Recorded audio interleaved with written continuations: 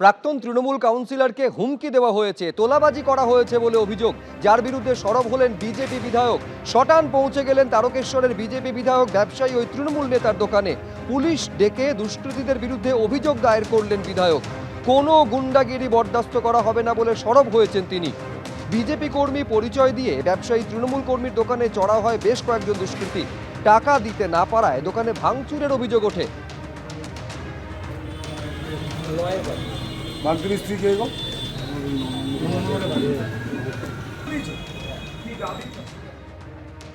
তৃণমূল করুক, সিপিএম করুক, কংগ্রেস করুক, আমার দেখার দরকার নেই।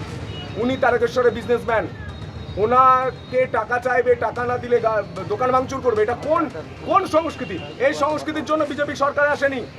মুখ্যমন্ত্রী তিনি নিজে পরিষ্কার করে বলেছেন, আমাদের দলের সভাপতি শ্রমিক দা তিনি নিজে পরিষ্কার করে বলেছেন, কোনো রকম গুন্ডাগিরি বরদাস্ত করা হবে না। আমি পুলিশকে বলেছি, অভিযোগ পেয়েছেন, অ্যারেস্ট করুন, কাউকে দেখবেন না, এক ধাপ থেকে অ্যারেস্ট করুন।